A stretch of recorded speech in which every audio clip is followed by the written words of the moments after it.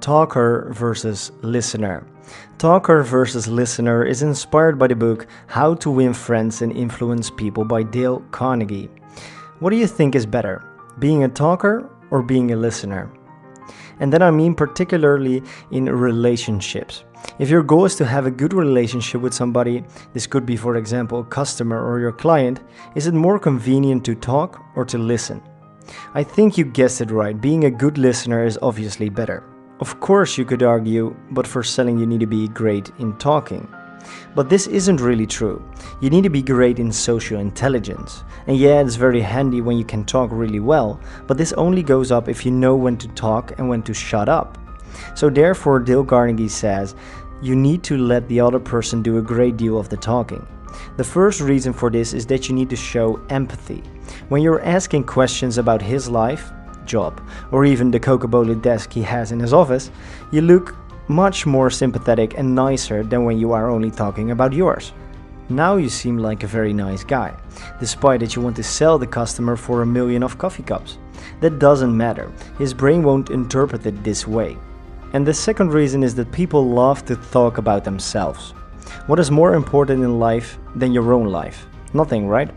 Our brain is constantly filtering information that is relevant for ourselves, and we think that talking about our own life is always relevant for the brain, even though this isn't true.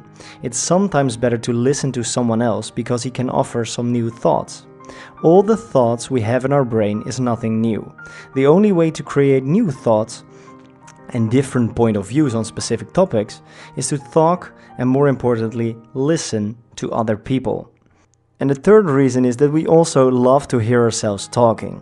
This gives us a sense of power that we are in control. And all this comes from the ego.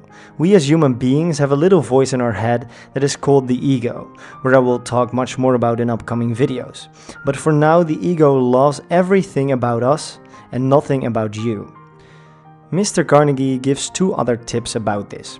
When we are talking, we have to use the name of the customer or client as often as possible. Don't overuse it, just use his name a few times during the conversation. Another tip is when you are talking, make sure that what you say can be answered with a yes. This primes you to be in a good state of mind. So, ask questions about the other person as much as you can and listen carefully to what he has to say. And try out the tips as often as you possibly can, and this could make all the difference in your social intelligence skills. Thanks for your attention, and as always, get your ass into action.